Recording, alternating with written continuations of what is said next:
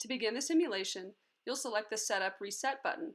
This button can also be used during the simulation to reset the simulation. You will then select the Go Pause button, which also has dual function in that it can start or stop the simulation at any time. Now we will uncoil the DNA by clicking the teal molecule in the middle of the double helix.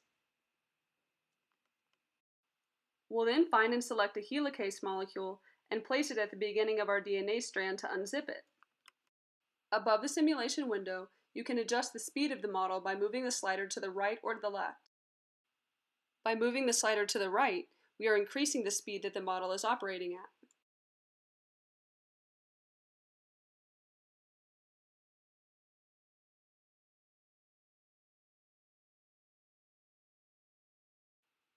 After your DNA strand has been split, you will manually replicate your DNA strand by dragging and dropping complementary base pairs to the location indicated by the arrow.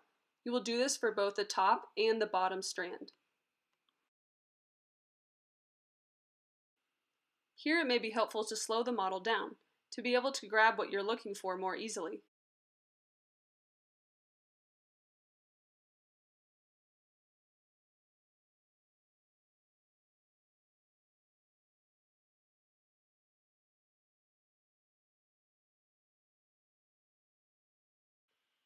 Now we will grab a p53 molecule and place it on a strand of DNA. There are 3 versions of p53. Make sure to try them all and apply them to both the top and bottom strands.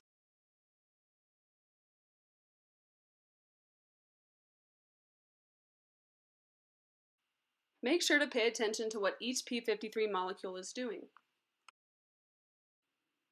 Here we see that our p53A molecule took out one of our complementary base pairs that was mismatched. We'll now come over and select the appropriate base pair and replace it. Replace any mismatched base pairs removed by p53 until you have 0 substitutions and deletions in both the top and the bottom strands, which you can see at the bottom left of your screen.